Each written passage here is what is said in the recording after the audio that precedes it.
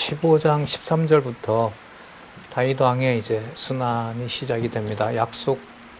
나단 선지자를 통해서 약속하셨던 12장 10절, 11절, 12절 약속들이 지금 이루어지고 있고요. 그러므로 다윗 왕가의 타락과 비극을 통해서 다윗 왕국의 여호와의 이름을 보존하시는 일을 섭리해 가시는 겁니다. 참고로 타락과 연관해서 멸망하는 내용이 열왕기라면은요, 다윗 왕국은 어떤 경우에라도 보존된다는 것을 아담의 3대 언약과 연관해서 기록해 놓은 것이 역대기입니다. 그래서 열왕기와 역대기는 반드시 사무엘 이후에 반드시 같이 읽어야 되는 본문입니다. 매우 중요한 구조를 가지고 있죠. 자, 13장 32절 볼게요. 아히도벨의 모략을 어리석게 하옵소서라고 하죠. 15장 32절. 다윗이 하나님을 경배하는 마루턱에 이를 때에 아렉 사람 후세가 옷을 찢고 흙을 머리에 무릅쓰고 다윗을 맞으러 온지라. 다윗이 저에게 이르되 내가 만일 나와 함께 가면 내게 누가 되니까, 너무 많아도 도망가는데 지장이 있잖아요. 34절에 보면 네가 만약에 성으로 돌아가서 압살롬에게 말하기를 왕이여 내가 압살롬 당신의 종입니다. 그전에는 내가 왕의 부친의 종이었는데 내가 이제는 당신의 종이이다 하면 내가 나를 위하여 아히도벨의 모략을 패하게 하리라. 다윗이 지금 이 도망을 가면서 계속 이제 여호와께서 생각을 나게 해주시는 걸 보면, 아히도벨을 하나님이 보냈구나. 그럼 저 아히도벨의 모략은 정황으로 봤을 때 그 복수심이 예를 들면 차 있고요. 그리고 어쨌든 불러드렸지만은 압살롬의 편에 섰다는 것은 하나님께서 아직 그 솔로몬이라고 이름은 하지 않았지만 내 몸에서 날짜가 성전까지 세운다라고 얘기를 했거든요. 그렇기 때문에 이제 특히 그 약속을 압살롬도 알고 있고 다윗은 소중하게 여기기 때문에 아까 사독과 아비아달 제사장을 소중히 여기는 거예요. 그 7장의 약속에 보면 너에게 날짜가 성전을 세운다 그랬거든요. 자, 이스라엘이 아주 중요한 거죠. 왕궁은 세웠으니 이제 남은 게 뭐냐 하면 성전이거든요. 자, 그래서 이 이루어지는 사건을 다윗은 여호와께서 해나가시는 일로 보고 그때 주시는 지혜로 왕궁에 미리 가 있으라고 하고 준비를 시키는 과정이라고 할 수가 있습니다. 그렇다면 요압이 실패하려면 아히도벨의 모략이 이제 걸림돌이 돼야 되니까요. 35절에 자, 사독과 아비아달 두 제사장도 갔고요. 그리고 자기 편이 이제 많이 들어간 거죠. 후세도 들어가고요. 저희와 함께 거기 있나니 무릇 너희 듣는 것을 저희 편으로 내게 기별할지니라. 제사장의 행보는 좀 자유로우니까요. 다윗의 친구 후세가 곧 성으로 들어가고 압살롬도 예루살렘으로 들어갔더라. 자, 왕이 됐습니다. 압살롬은 이제 헤브론에서 왕이 된 겁니다. 다윗이 마루턱을 조금 지나 다윗의 이제 쫓겨다니는 장면을 보여주는데, 무비보셋의 사환 시바가 안장 지운 두 나귀에 떡 200, 건포도 100손, 여름실과 100, 포도주 한 가죽 부대를 싣고 다윗을 맞으러 나옵니다. 왕이 시바에게 묻습니다. 너 여기 왜 왔느냐? 그랬더니 거짓말을 하죠. 무비보셋은 왕에 머물러서 요압 편에 섰고요. 저는 왕이 급하다기 때문에 제가 왕에게 왔습니다. 그럼 이 시바는 누구냐 하면 사울의 가문이 다 죽었잖아요. 사울 왕이 가지고 있었던 재산이 있을 거 아니에요. 그 재산을 시바 보고 너가 무비보셋을 대신해서 그 땅을 경작을 해라. 그리고 자녀들이 많잖아요. 이 시바가 그러면서 시바는 농경을 하고 그 재산을 관리하고, 그 다음에 무비보셋은 식사를 항상 다윗과 함께 하고, 그리고 예루살렘 궁에 있단 말이죠. 자, 그런데 이 상황에 여호와께서는 시바가 이참에 사울 왕이 가지고 있던 재산을 전부 취하고 싶은 이제 잔꾀를 부리게 합니다. 자, 볼게요. 2절 왕이 시바에게 이르되 내가 무슨 뜻으로 이것을 가져왔느냐? 시바가 가로되 나귀는 왕의 권속들로 타게 하고 떡과 실과는 소년들로 먹게 하고 포도주는 들에서 곤비한 자들에게 마시게 하려 함이니이다. 왕이 가로되 네 주인의 아들은 어디 있느냐? 무비보셋은. 그런데 자, 시바가 왕께 고하되 예루살렘에 있는데 저가 말하기를 이스라엘 족속이 오늘 내 아비의 나라를 내게 돌리리라 하나이다. 이게 거짓말을 하죠. 이스라엘 족속이 오늘 내 아비의 나라를 내게 돌리리라 함이라. 그러니까 무슨 뜻이냐면 무비보셋이 이 반란이 일어났는데 사람들이 사울 왕의 후손을 왕을 세운다라고 했기 때문에 무비보셋이 그 말에 속아서 예루살렘에 있는 겁니다. 완전히 모함을 하죠. 나쁜 사람으로 만들어 버립니다. 오늘 내 아비의 나라를 내게 돌리리라 하나이다. 왕이 시바더를 이르되 그래? 무비보셋 있는 거 다 넣어 가져라. 이렇게 되는 겁니다. 일시적으로. 하지만 나중에 이 시바도 나중에 처형이 되죠. 솔로몬 이후에 가면 시바가 가로되 내가 절하나이다. 내 주 왕이여 나로 왕의 앞에서 은혜를 입게 하소서 하니라. 쫓겨나니는데 이런 일까지 다 하게 해요. 사기도 당하고. 그러면 여기서 이제 다윗은 이제 지금 이 맥락으로 보면 화가 난 거죠, 사실. 자, 그런데 이게 또 있어요. 요나단과의 맺은 언약을 보면 다윗 왕과가 보존이 되면 누구와 분리될 수 없어요? 무비보셋과 분리될 수가 없어요. 요나단과 하나님 앞에서 맺은 맹약이 있기 때문에. 근데 하나님 이걸 또 이루어 가시는 거예요. 그러면 이게 무슨 뜻이 되냐 하면 나중에 무비보셋이 함께 다윗을 만난다는 것은 요나단과 맺었던 언약이 이루어지는 것이고 요나단과 언약이 이루어지는 것은 요나단에게 했던 하나님이 주신 말씀이 있었잖아요. 너가 우리 가문보다 크고 너가 왕 된다. 그거 아버지도 알고 있다. 사울 왕도. 그렇게 약속하셨던 하나님의 약속을 무비보셋이 있고 무비보셋의 후손이 계속해서 유다 왕과 함께 해줘야 영원하신 하나님의 언약이 7장에서 29절에 나왔나요?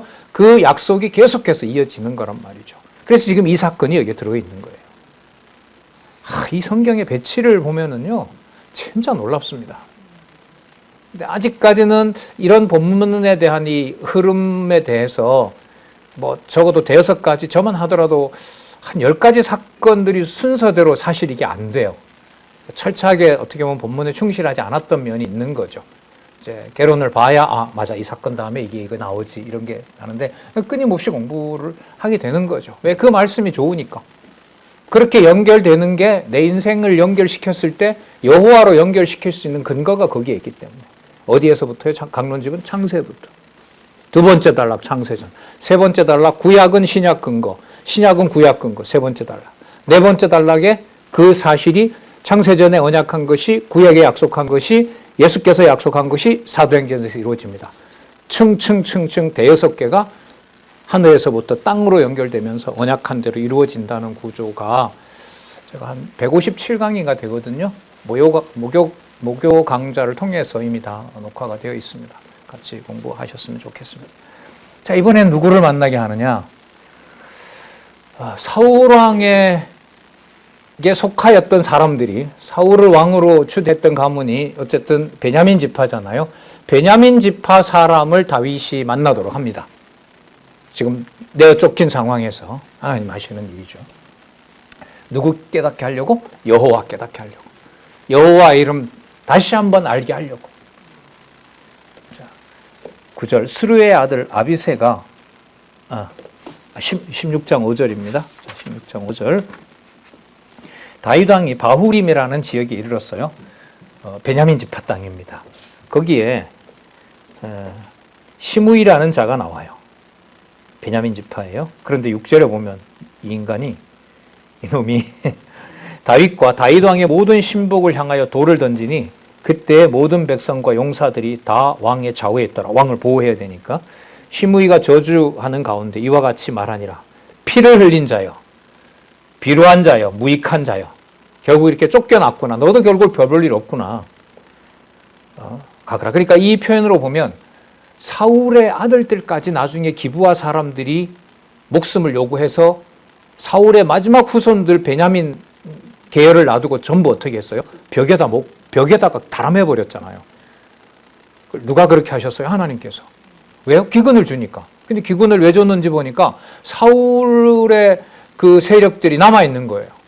그래서 그 사람들에게 다윗이 보내잖아요. 그 사람들이 죽여서 성에다 걸어버렸어요. 그러니까 이 남아있는 베냐민 지파가 봤을 때는 다윗이 사울 가문에 씨를 말린 거죠. 그래서 여기 뭐라고 하냐면 피를 흘린 자요, 비루한 자요, 가거라 가거라. 사울의 족속의 모든 피를 여호와께서 내게로 돌리셨도다. 그렇게 왕가를 찬탈하더니 너 이놈 잘됐다. 그 대신에 내가 왕이 되었으니 여호와께서 나라를 내 아들 압살롬의 손에 붙이셨도다. 보라 너의 피를 흘린 자인 고로 죄를 자치하였노라. 이거 틀린 말인가요? 아니면 맞는 말인가요? 현상적으로 맞는 말이죠. 그럴듯해 보이는 거죠. 이 사람으로서는, 이 시므이로서는 다윗이 쫓겨난 일에 대해서 인과관계를 설명을 하면 이렇게밖에 못하죠. 왕이 된 게 누구를, 어느 가문을, 다윗, 사울의 가문을 전부 끝을 내고 됐으니까. 이런 오해는 얼마든지 받았지. 우리의 일상생활이기도 하고요. 왜 저렇게 말했지? 왜 저렇게 행동했을까? 나에게 원인을 추적하잖아요, 우리가. 거기에 여호와께서라는 게 분명 흐려지면 뭐 똑같은 일을 벌이는 겁니다. 자, 아비새가 이제 호위를 하고 있던 아비새가 왕이여, 19절 스루야의 아들 아비새가 왕께 여짜오되 이 죽은 개가 어찌 내 주의 왕을 저주하리까? 청컨대 가서 저 머리를 베오게 하소서. 자, 여기서 볼게요. 아마 사울에게 쫓겨다니던 게 연상이 되면서 여호와를 찬양하게 했던 것이 이어집니다. 그러니까 자, 구도가 똑같죠? 기름 부음 받고 사울에게 시련을 당하면서 여호와께서 원수 갚는다는 것을 알게 하고, 왕이 되어서 만세를 백성들이 부른 다음에 아들에게 반역을 당해서 아들의 반역으로 쫓겨난 신세 속에 광야에 도망치면서 자기를 왕 처음 세웠을 때 그 시련 속에 여호와를 찾게 한 것처럼, 그리고 7장에서 다윗 왕국의 영원한 약속을 받았습니다. 그걸 여호와께서 이루어가는 과정에 아까 무비보셋 사건도 있었고 지금은 시므이가 나와서 저주를 하는 겁니다. 자, 이 사건을 여기서는 하나님께서 다윗으로 하여금 이 압살롬의 반역이, 큰 제목으로 보면 11장에서부터 24장을 보시면 다윗 왕국을 뭐 하는 것이다? 보호한다. 따라서 저 보호는 누구 이름과 연관이 된다? 여호와의 이름을 다윗으로 하여금 이 모든 상황에서 앞에 올려놓게 하는 거예요. 그래서 주어를 문법적으로 내가 문장을 처음에 여호와를 쓴다고 여호와가 그 자리 가는 게 아닙니다. 그 자리에 여호와가 가도록 여호와께서 깨달음을 주셔야 돼요. 전 한참 갔거든요. 이렇게 선명하게 정리되어 있는데 왜 이렇게 답답하고 이렇게 괴로운 거지? 성경을 보고 이게 그렇구나라고 앞에다가 분명 여호와께서, 그래 메모 보면 많아요. 처음에 메모했던 강론집 보면 여호와에다 다 동그라미를 쳐. 외칠 때마다 심경이 어떤 줄 아세요? 괴로운 순간, 너무 힘들 때. 권사님 그래요. 지 마음에 안 들 때. 지 마음에 안 들 때. 그리고 뭐 주위에 있는 분들은 배워봤자 뭔 소용이냐 그러고, 저게 공부하는 사람이 할 짓이냐고 얘기를 하고. 진짜 경랑 속이, 그러다 16년에 깨어지면서 청년들 거의 다 지금 뭐 저희 집 아이부터 시작해서 충격을 받았잖아요, 다들. 똑같네, 당신들도.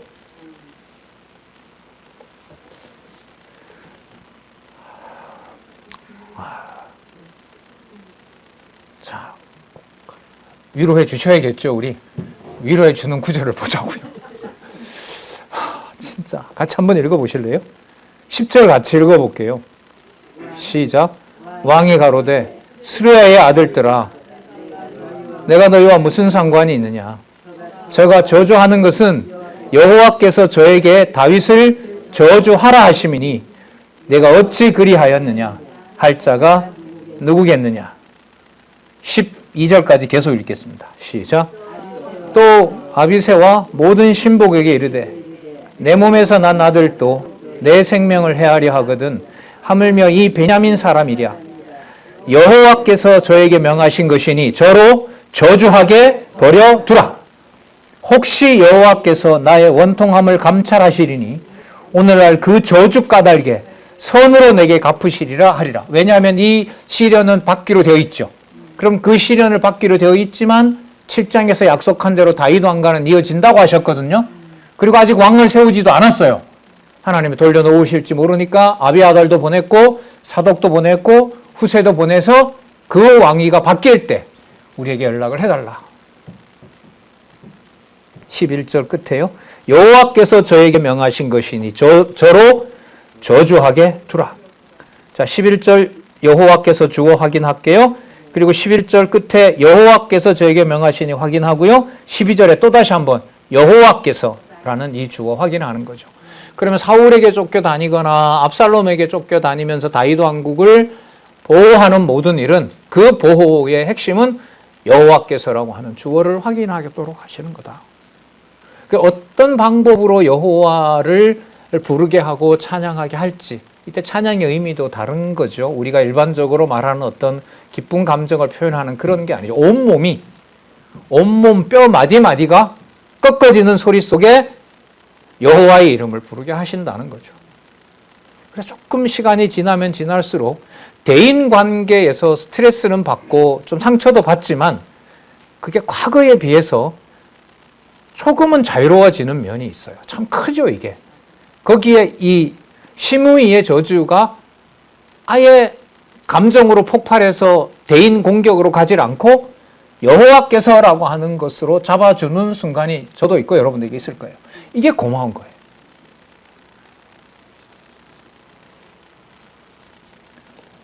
자, 그래서 이놈이 살려줬으면 좀 가만히 있어야지 따라오면서 저주를 해요.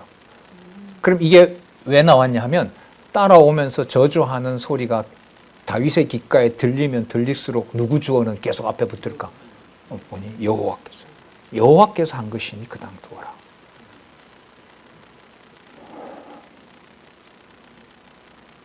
다윗과 그 13절 그 종자들이 길을 갈 때 시므이는 산비탈을 따라가면서 저주하고 저를 향하여 돌을 던지며 티끌을 날리더라.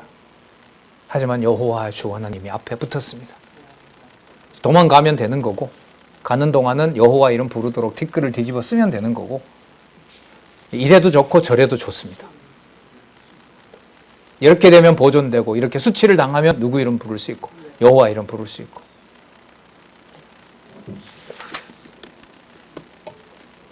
자, 다윗의 도망과 함께 상황으로 보면 압살롬은 이제 완벽한 쿠데타를 성공한 거죠. 왕자를 찬탈한 겁니다. 자, 압살롬이 어떤 짓을 하는지 한번 볼게요. 압살롬과 그 모든 이스라엘 백성이 예루살렘에 이르렀고 아히도벨도 저와 함께 이른지라. 다윗의 친구 아렉 사람 후사가 압살롬에게 나옵니다. 물어요. 당신 왜 여기 왔습니까? 당신 아버지 다윗의 친구 아닙니까? 물어요. 근데 자, 연극을 합니다. 후세가 왕이여 만세, 왕이여 만세하니. 압살롬이 후세에게 이르되 이렇게 하는 게 당신 친구를 배신하는 거 아니냐? 라고 얘기를 합니다. 내가 어찌하여 내 친구와 함께, 아버지죠? 함께 가지 아니하였느냐? 후세가 압살롬에게 이르되 그렇지 아니하나이다. 자, 또 여호와를 사용합니다. 거짓말하고 다윗의 편에 붙은 사람도 거짓말해요. 내가 여호와와 이 백성 모든 이스라엘의 택한 자에게 속하여 그와 함께 거할 것이니라. 첩자로 왔는데 여러분 여기에서요. 내가 여호와와 이 모든 이스라엘의 택한 자에게 속하여 그와 함께 거할 것이니다가 그가라는 대명사가 누구일까요?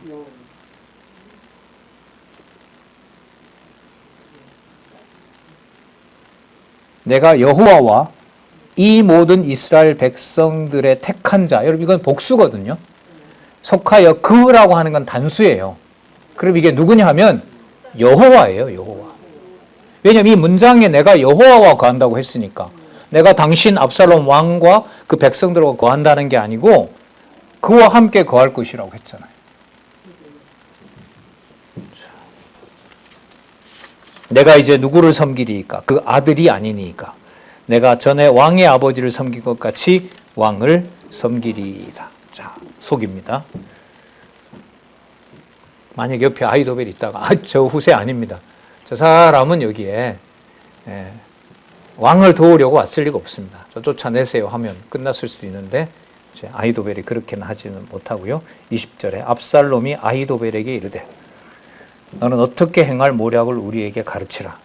아히도벨이 압살롬에게 이르되 왕의 아버지가 머물러 두어 궁을 지키게 한 후궁들을 더불어 동침하셔서, 왕의 소유니까요, 후궁들은. 그럼 왕이 되는 거예요. 그리하면 왕께서 왕의 부친에 미워하는 바 됨을 온 이스라엘이 들으리니 왕과 함께 있는 모든 사람의 힘이 더욱 강하여지니라. 그 여인들을 취하여야 진짜 예루살렘에서 왕이 되는 겁니다. 이게 나단 선지자에게 약속한 거죠. 12장 10절에 11절에. 이에 압살롬이, 사람들이 압살롬을 임하여 지붕에 장막을 치니 압살롬이 온 이스라엘 무리의 눈앞에서 그 부친의 후궁들로 10명이죠. 더불어 동침하니라. 23절. 그때에 아히도벨의 베푸는 모략은 하나님께 물어받은 말씀과 일반이라. 이 말은 압살롬이 이 말을 안 들을 수가 없어요. 왜 듣지 않을 수가 없느냐? 나단 선지자가 약속했기 때문에 이 일은 반드시 이루어져야 돼요. 그래서 아히도벨의 말을 압살롬은 아유, 어떻게 그렇게 할 수가 있어요? 그래도 그렇지. 저건 율법에도 금하는 바이고, 이런 건 이렇게 하지 않아도 내가 통치권을 가졌기 때문에 이렇게 할 필요까지 없어. 이렇게 뽀대면 어떻게 할 거예요? 근데 반드시 해야 돼요. 나단 선지자가 다윗 너가 몰래 했던 것을 나는 백주에 보여주겠다고 했기 때문에. 이걸 여러분 저기 제목에 있는 다윗 왕국의 보호까지 바로 못 올라가요. 설명이 안 된다고요, 이거는. 지금 우리 얼마나 많은 장을 지나왔어요. 지금 11장, 12장, 13장, 14장, 15장, 16장까지 와서 이 본문을 보니까 그래도 그렇지. 중간중간 여호와를 보면서 이렇게 오는 거잖아요. 성경을 떼어서 놓고 보는 게 이런 부분만 그런 게 아니고 전부 다 그래요. 그래서 이 성경 개론이 가지고 있는 고마운 성경을 봐갈 때, 그래서 우리 교육부, 우리 장로님 여기 가 계시면 교육부 우리 장로님께서 이제 5주마다 강론 개론의 저자인 목사님 강의를 이제 요청한 것도 이제 바로 이런 중요함 때문에 다시 한번, 요즘 강의를 주로 안 하시니까 5주째 그렇게 부탁을 드린 거죠. 너무 중요하죠. 그럼 이걸 읽고 무슨 메시지를 어떻게 전해요, 여기서? 할 말이 딱 하나 있어요. 여러분, 범죄하면 이렇게 됩니다. 다윗처럼 범죄했다간 이런 일이 찾아오며, 따라서 지금 장로님, 집사님 집에 일어나는 그 원인은 당신이 잘못했기 때문에 온 겁니다. 죽는 거죠. 옛날에 가계 저주론이라는 게 1990년도에 휩쓴 적이 있어요. 저 교회 생활 잘하고 11조 하나도 안 떼먹고 주일 성수 잘했는데요. 그럼 당신 부모님이나 할아버지가 교회 안 나왔지 않느냐. 무당들도 물어보면 그러죠. 멧돼지 할아버지가 이 집을 아직 떠나지 않고 있다. 똑같은 거 아니에요?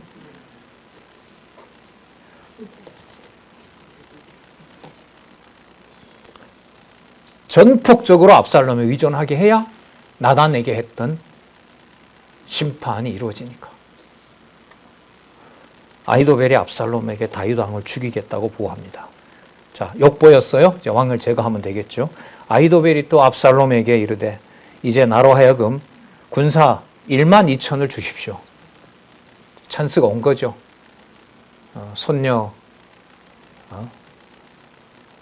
손녀의 원수를 갚을 수 있는 기회가 온 겁니다. 오늘 밤에 내가 일어나서 다윗의 뒤를 따라 저가 곤하고 약할 때 엄습하여 저를 무섭게 한즉 저와 함께 있는 모든 백성이 도망하리니 내가 다윗 왕만 쳐 죽이고 모든 백성으로 왕께 돌아오게 하리니 무리가 돌아오는 것은 왕이 이 사람에게 달렸습니다. 그러니까 아까 누구처럼 의존한다 그랬죠? 압살롬 23절에 그때의 아히도벨의 베푸는 모략은 하나님께 물어받은 말씀과 일반이라. 그럼 아히도벨의 1만 2천이라는 군사를 이렇게 의존하는 아히도벨이니까 압살롬으로서는 내어줄 수밖에 없죠. 마치 이제 사울의 손에 있어 막 죽기 일부 직전까지 가는 것과 똑같은 거죠. 그리하면 모든 백성이 평안하리이다. 압살롬과 그 이스라엘 장로들이 다 그의 말을 옳게 여기니라. 압살롬이 이르되 여기서 하나님의 섭리가 후세를 한번 불러봐라. 아렉 사람 후세를. 우리가 저의 말도 듣자 하니 후세가 압살롬에게 이르되 압살롬이 저에게 말하되 아히도벨이 이렇게 하자고 하는데 그대로 하면 되겠느냐. 왜냐하면 이 사람이 아버지 친구니까 다윗의 묘락을 너무나 잘 알고 있다고 또 믿을 거 아니에요. 그러니까 아히도벨도 철떡같이 믿고 누구도 후세도 철떡같이 믿고 이렇게 하나님 섭리를 하세요.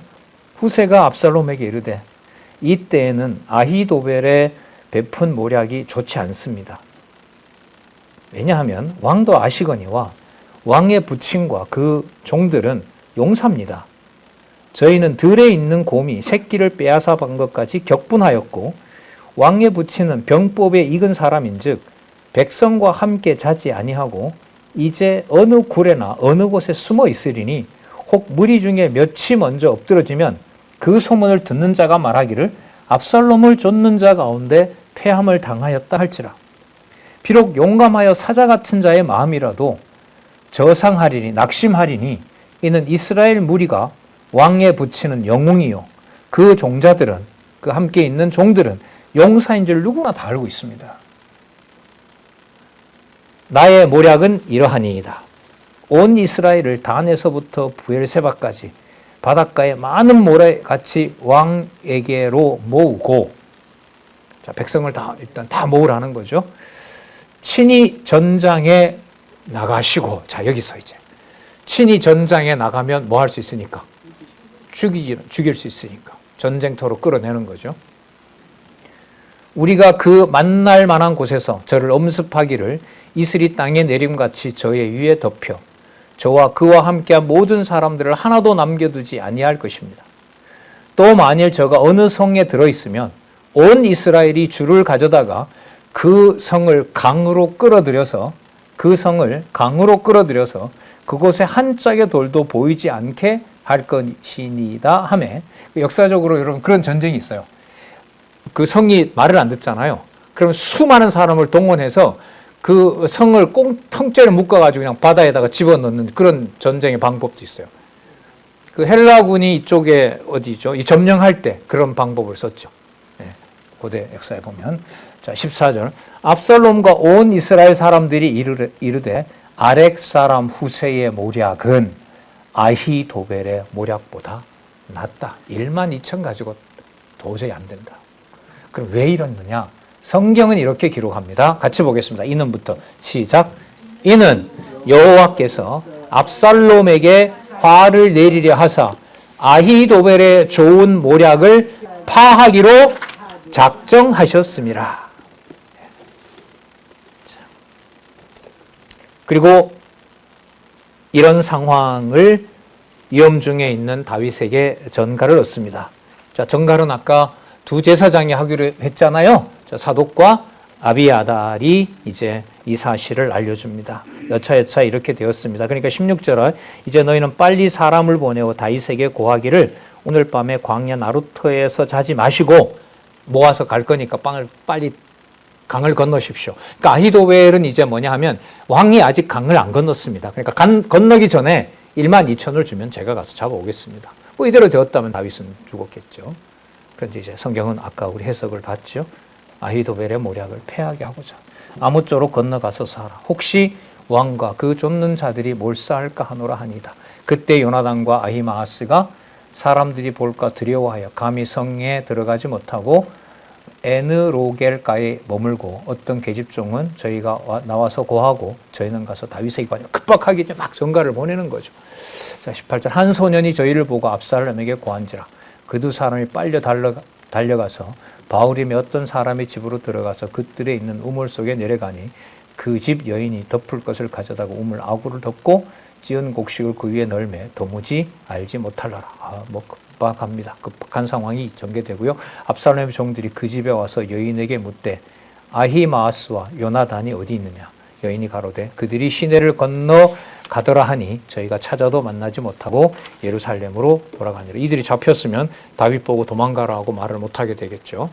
자, 그리고 다윗 왕은 그 정보를 듣고 자, 아히도벨은 자기의 계략이 실패한 줄 알고 자살합니다.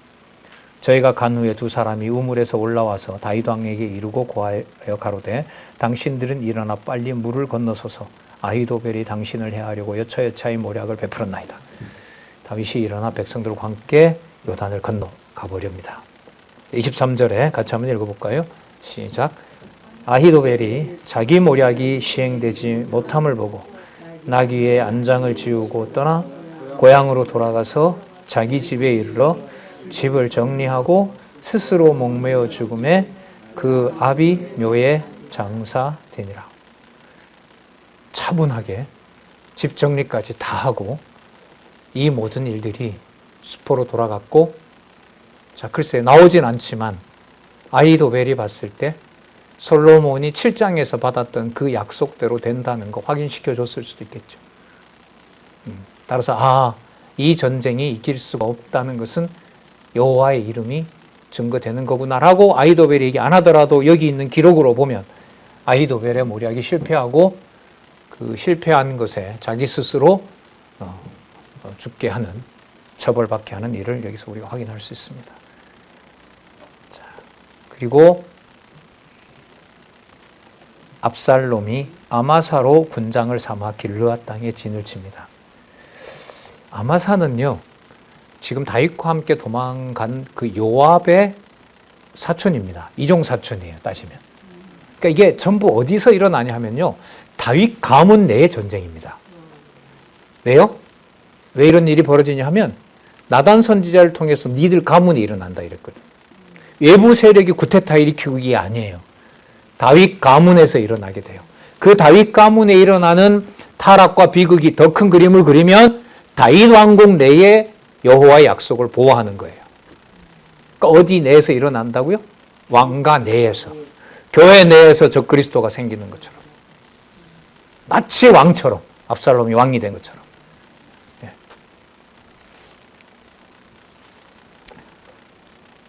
25절 압살롬이 아마사로 요압을 대신하여 군장을 삼으니라. 아마사는 이스라엘 사람 이드라라 하는 자의 아들이라. 이드라가 나하스의 딸 아비갈과 동침하여 저를 낳음에, 아비갈은 여기 나오죠. 아비갈은 요압이 다윗의 조카거든요. 아비갈은 요압의 어미 스루야의 동생이었더라. 그러니까 여자들 집안 쪽이니까 이종 사촌인 거예요. 이에 이스라엘 무리와 압살롬이 길르앗 땅에 진친이라. 그럼 여기 장군들 내에 서로 죽고 죽이는 일, 이게 전부 다윗의 가문 내에서 일어나요.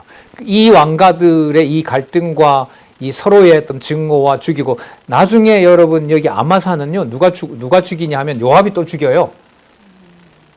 너 왜 요압 편에서, 너 왜 압살롬 편에 서냐는 거죠. 그런데 이 아마사를 다윗으로 봤을 때는 이게 또 조카가 되거든요. 그럼 다윗은 할아버지 뿔이 되네요. 다윗은 이 아마사를 살리고 싶어 합니다. 근데 요압이 말을 안 들어요. 요압이 아마사를 죽입니다. 이런 약속들이 나단 선지자를 통해서 이미 다 일어난 거예요. 그러니까 다윗 가문에서 일어난 것을 보면 그 시므이가 쫓아오면서 욕했던 대로 진짜 뭐 박수칠 일이죠. 그 대적들이 봤을 때는.